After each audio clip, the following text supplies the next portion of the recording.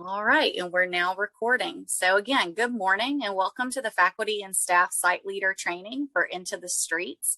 My name is Lauren Cotant. I serve in the Office of Student Involvement and Leadership, which provides direct support for our university's Into the Streets program through advising the Leadership and Service Council, which is a student organization that directly sponsors this event. It is just my honor to be able to have this time with you all this morning and to be able to share my gratitude with you all for being willing to give your time to serve our community and support our student volunteers that's going to be able to participate in Into the Streets as a result of your participation. This year, uniquely, with the COVID-19 guidelines for student organizations, we're required to have a faculty or staff member present anytime our students go into the community to serve. And so again, this could not happen without you all. We're going to spend some time together this morning going through a few different topics as it relates to what you should expect as the site leader for Into the Streets. I'll first give you a really brief overview of the program if you're new to Into the Streets and haven't participated before, as well as share some site-specific information with you all. We'll then review the needs and expectations, as well as your primary role as a risk mitigator through this experience. We'll go over the day of, what you can expect from start to finish, and then we'll leave some time at the end for questions. And so first, about Into the Streets. Into the Streets has been a program happening on UAB's campus for over 20 years now. It started in 1999. It is truly a student-led event. As I mentioned, the Leadership and Service Council, which is a student organization advised out of the Office of Student Involvement and Leadership, plans this event and executes it from start to finish. And so we're very proud of those students and the work they put into this experience. Into the Streets is a day of service. And so what that really means is that we have a variety of shifts and volunteer opportunities happening all on Friday, March 26th. And students can select which shifts they want to participate in. It's open to the entire campus. That's something that's not, I think, broadly known. So it's not just for students. Faculty and staff can sign up as well. However, the majority of our volunteers, if not all of our volunteers outside of site leaders, are typically UAB students, both undergraduate and graduate. Students and or any volunteer is required to sign up via Blazer Pulse to participate in the experience. And we use Blazer Pulse to also ensure that the students have a recorded impact from this experience that they can carry on to resumes or to future experiences and have that service documented. From year to year, our community partners vary. We sometimes work with partners one time, and then most of our partnerships, though, are ongoing. And I will say that all but one of our community partners for this year's or this spring's Into the Streets are returning partners that we have well-established relationships with. We do have one new partner, which is Sozo Training, which we are excited to start a relationship with and build upon. And so kind of a preview of what to expect in terms of our numbers for this spring's program is we have 6 shifts of service happening. That's going to include a total of 14 service sites. Those 14 service sites are made up by 6 community partners. So we're engaging with 6 local agencies in order to execute Into the Streets. As of yesterday afternoon, we have 130 volunteers pre-registered. That registration deadline is the end of the night tonight. So as we all know, students will wait till the last minute, or at least I hope they're waiting to the last minute, because we do have the capacity for 371 volunteers. And so we hope to get that number at least closer to 200. Right now, the remaining opportunities for student volunteers or faculty staff volunteers to register for are mainly street side cleanups. And so those aren't always the most attractive opportunities compared to some of the others, but certainly still a need in our community. So if you have interactions with any students today, please encourage them to sign up to volunteer. You can even, if you're one of those sites that have vacancies, you can even share the link to that from Blazer Pulse using the site confirmation that you received via email. So you can share that direct link with a student to go be able to serve with you. And so we're hopeful for 200, but we're right now at 130 students that we're planning to engage through this experience. Some site specifics. You're going to receive an email later this afternoon that's going to include some specifics as it relates to what you're going to need to be successful in the faculty site leader role. That's going to include the address for your site, which also should have been provided for you in the confirmation after registration, which was emailed to you. It's also going to include anything you need to know about attire. Sometimes they'll ask, for example, that you wear long pants or closed-toe shoes. One of our sites, even this year, have requested business casual attire. We'll also, and most importantly, include your community partners' contact information. So that's the local agency hosting volunteers. You'll have their name as well as their phone number. This may be beneficial as you're navigating to the site on Friday. If you get lost, feel free to directly reach out to that community partner. It will also include a student site leader's contact information. So for every site, not only do we have a faculty staff site leader, but we've also assigned a student leader to serve as a site leader for that specific destination. Their role is slightly different from yours, and I'll explain that as we go through what to expect for the day of service. But you will have their contact information. They are supposed to reach out to you prior to just introduce themselves. That will likely happen via email. And so hopefully you'll get that communication tomorrow from those students. Their site leader training is later this afternoon. Some other site specifics to keep in mind is, as I mentioned, we have several roadside cleanups this spring, and we're hopeful that the weather is going to be pretty. It's supposed to be right now, so that we can get outside and do those different sites that have been assigned to outdoors locations. For our roadside cleanups, I do want to share that we're working with UAB PD to ensure that there is a security presence. Some of those areas are not the safest areas, whereas others are pretty safe, and we don't have major concerns as it relates to security. You may not recognize them. They may not be in their uniforms, but we are working with UAB PD to ensure that our volunteers have security.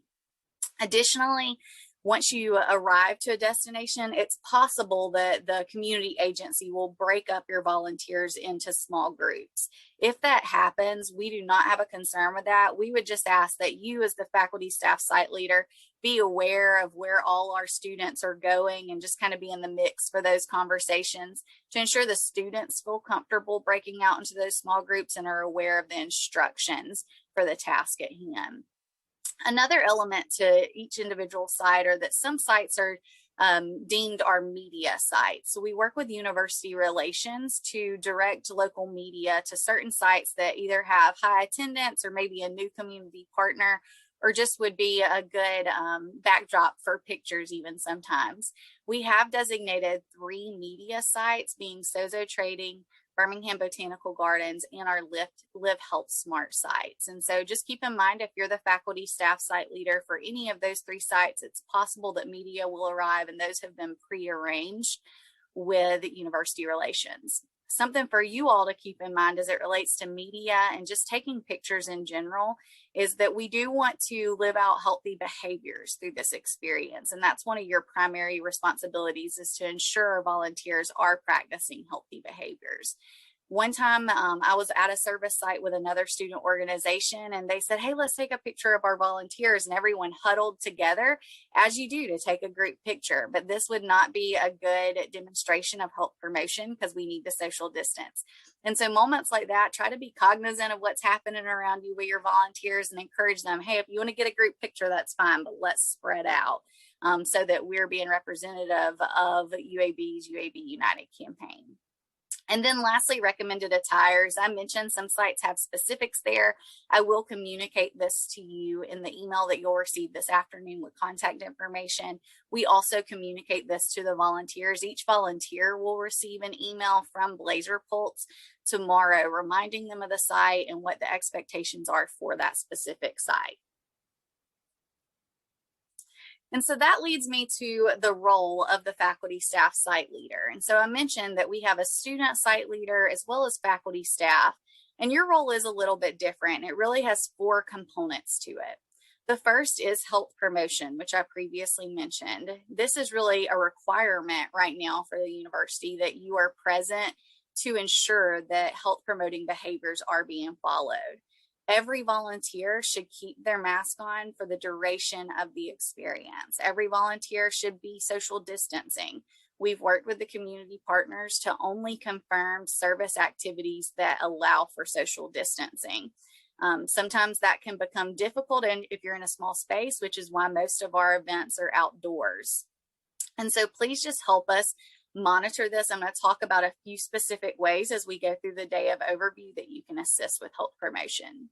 The second is enhanced interaction. And so we know for an experience to be a high impact experience that students need to have interaction with faculty and staff outside the classroom. Interaction through the co-curricular can really be beneficial to a student's experience.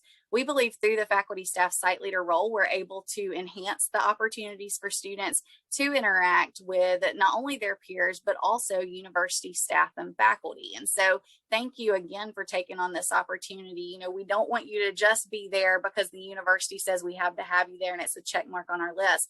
We want you to engage with the volunteers while you're there, introduce yourself to them as a staff member at the university, share your role and have conversations with the students to get to know them. And hopefully this will be mutually beneficial for you as well.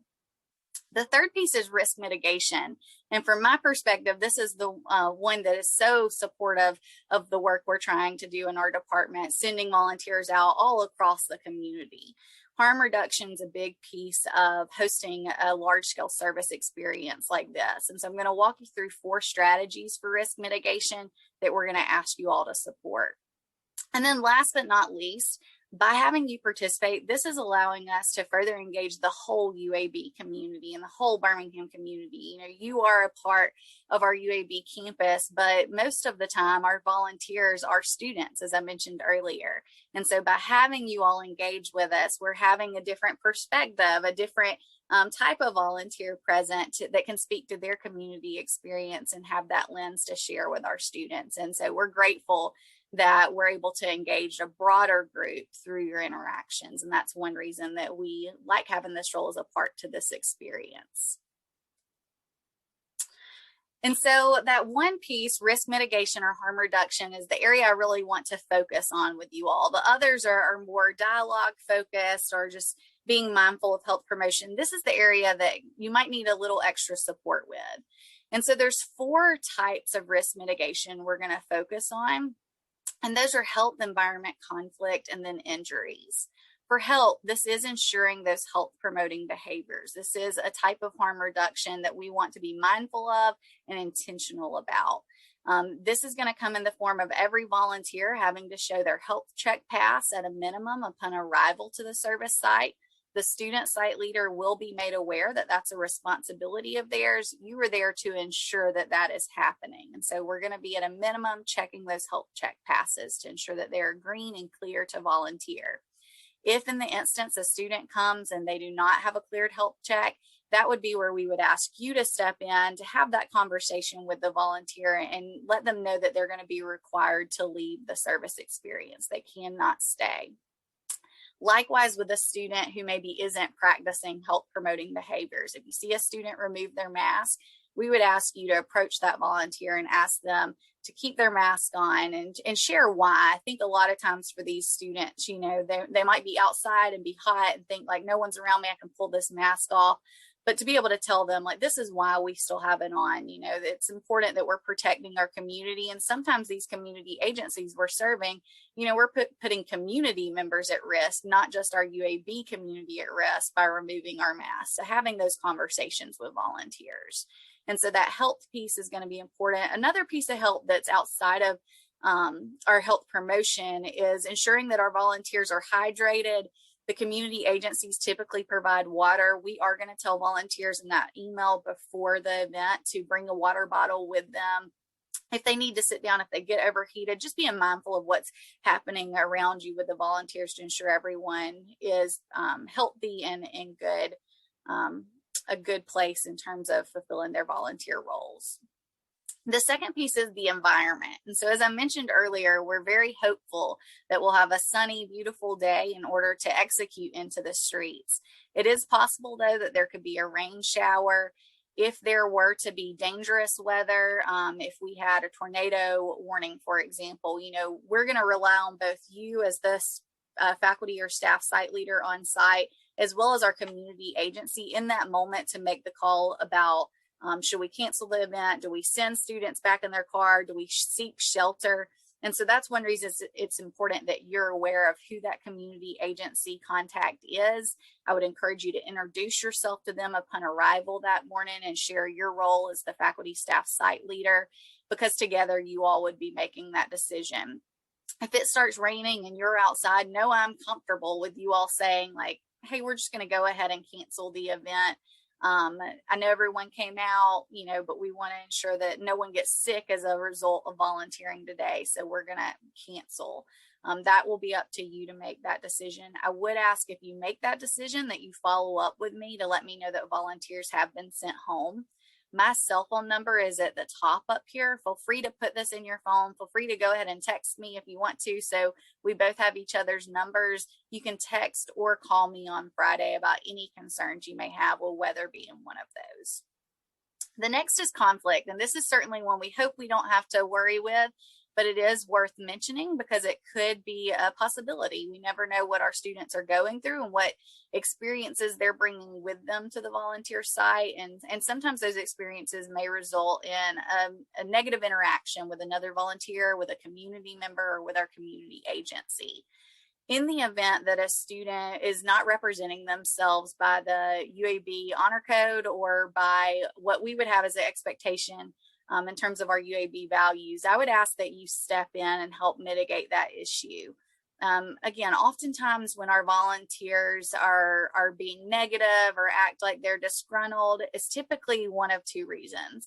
It's something that's happening, going on completely outside of Into the Streets, that maybe they just need someone to talk to, or maybe they just need a second to cool down and bring to their attention, how their actions are being perceived. It could also be that the student doesn't feel welcomed or engaged at the service site. We really try to talk with our student site leaders about, oftentimes the participants may have never participated in another UAB event, especially this year. They might not know anyone else at their volunteer site. So be very welcoming and engaging to those students.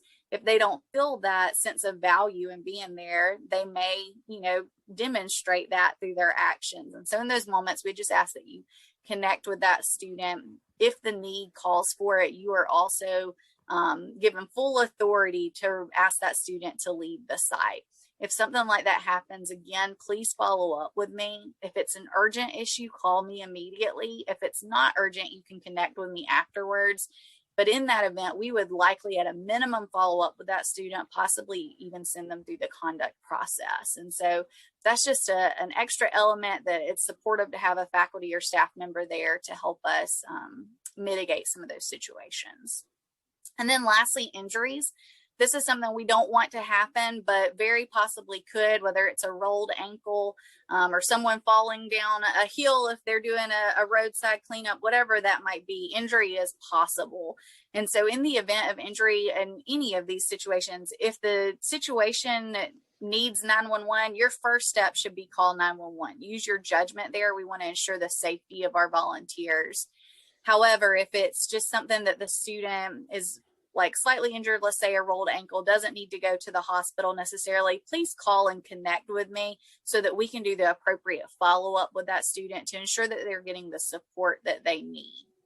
You're welcome to excuse that student, even ask a student site leader if you need to sit with that student if they're not able to volunteer but don't want to leave.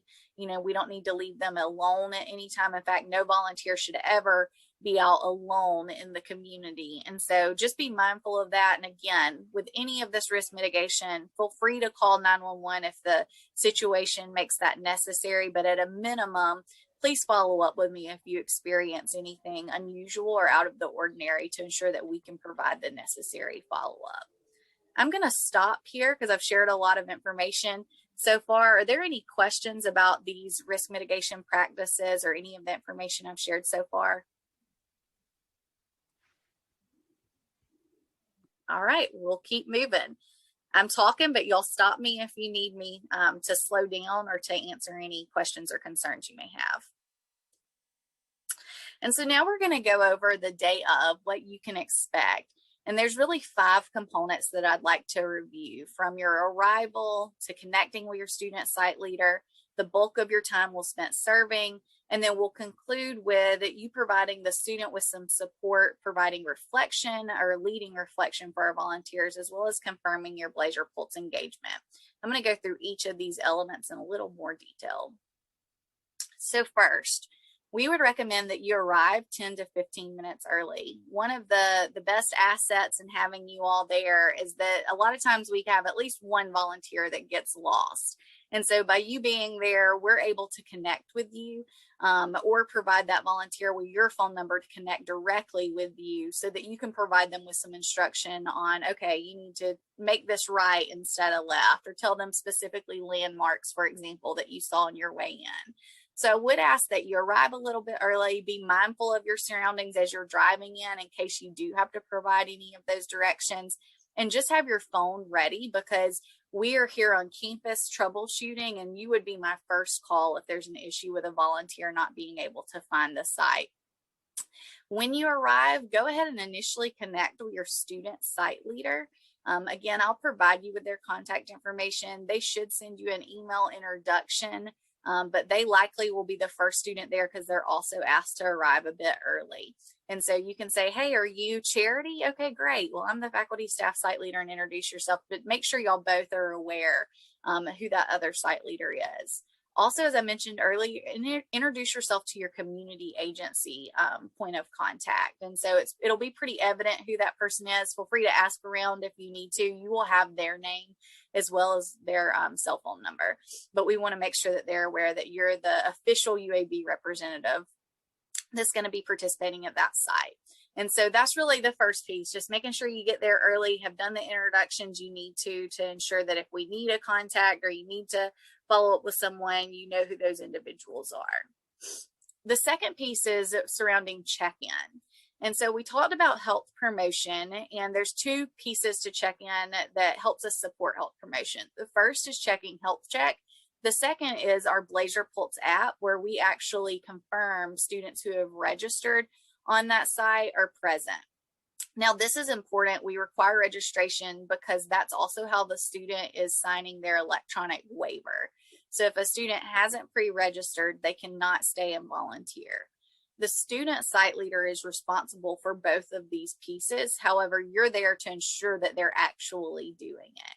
And so when you get there, after you've met the student site leader, I would recommend saying, okay, do you want to go ahead and check me in on your Blazer Pulse app? And I have my health check ready. Going ahead and showing that to them, letting them practice with you, checking you in and checking themselves in, because that's also how y'all receive credit via Blazer Pulse for your service hours.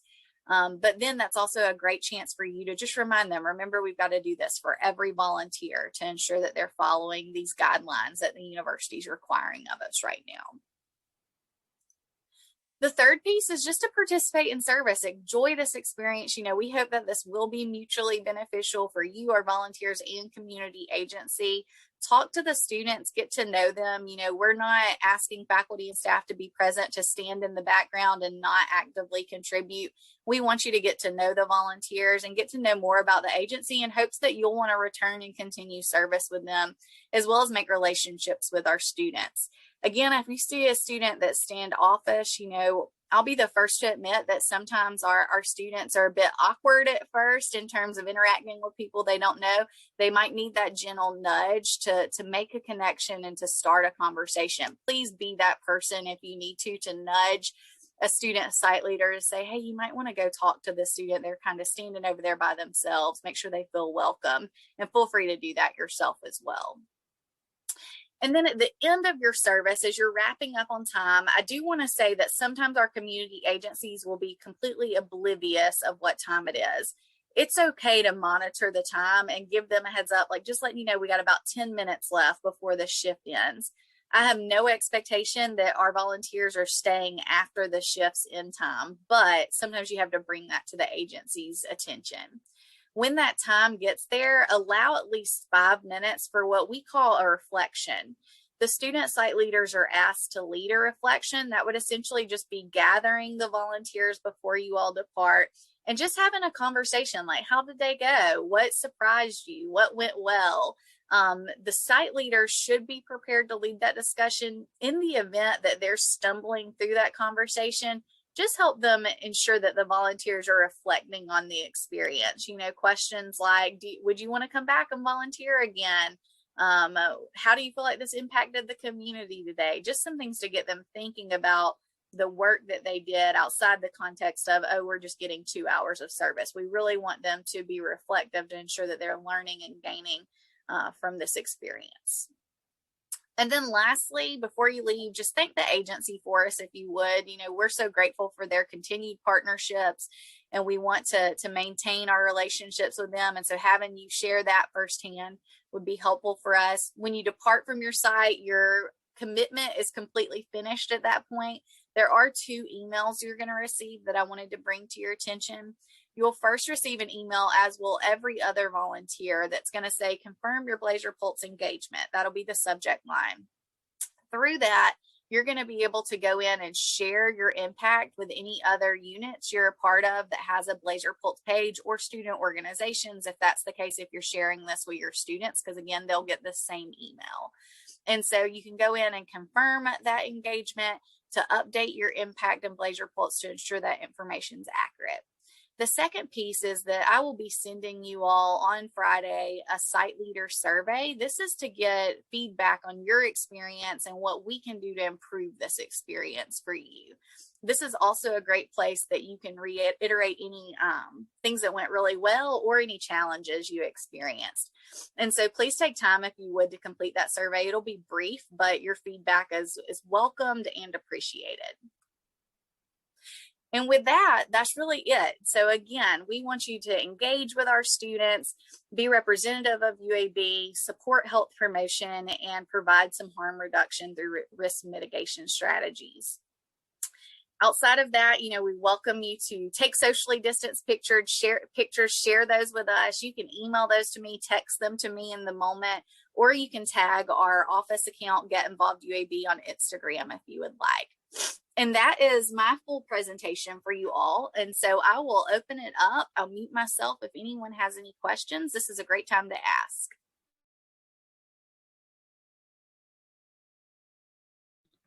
I have a question about the site that I'm doing.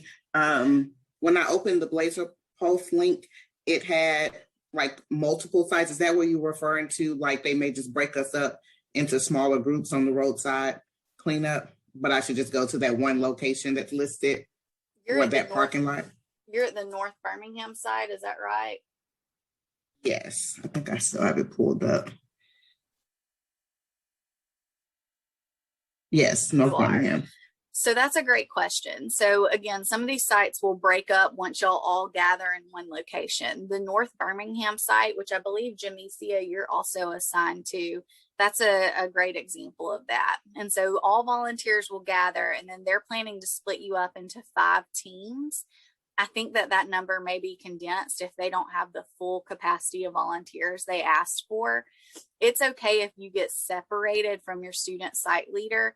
In fact, I would recommend that if they are going to break y'all up into teams, that you try to separate in that same way, like you go to one site, send the student site leader to another.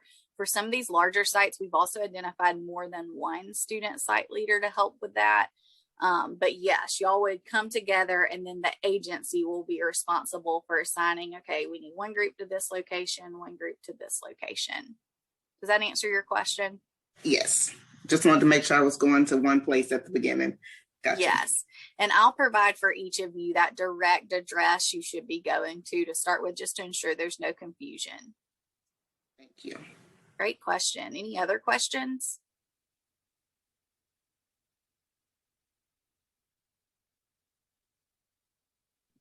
Lauren, I apologize for hopping on late. My name is Peter, as you might be able to see, but is there, and this may have been answered before I hopped on, is there any type of dress code or any apparel that we should plan to wear when we arrive on Saturday, or on Friday, I mean? Great question. And so we would ask that y'all don't wear any university t-shirts outside of UAB's. Of course, we want to represent UAB. But beyond that, each site will share if there's specific attire needs. That's in the description on Blazer Pulse. I'll also communicate that to you all this afternoon in the email I send you that will include your site contact information. And so, for example, Dr. Wyckoff is going to the Birmingham Civil Rights Institute. They've asked that those volunteers wear business casual attire.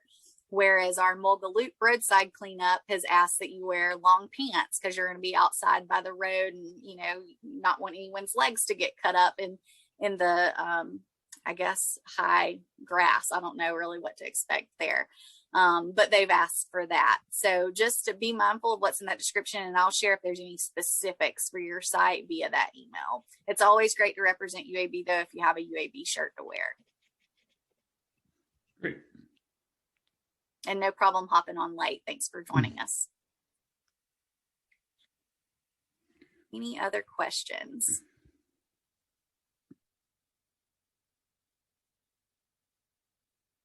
Well, I will follow up with each of you individually and share again your site leader's contact information, your community agency contact information, as well as anything else you need to know to be successful.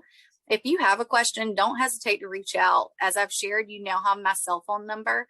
If you didn't see that earlier, it's on this screen. And so make sure you add that number to your phone. You can text me, call me. Don't hesitate to do so in the moment if you need support. I'm here for that purpose. Again, we're so grateful for your commitment to this experience. We couldn't do it without you. And I hope that you all have a wonderful time serving in our community on Friday. And so that is all I have for you all. Unless you have an additional question you want to hang back to ask, you're welcome to log off. And thank you again.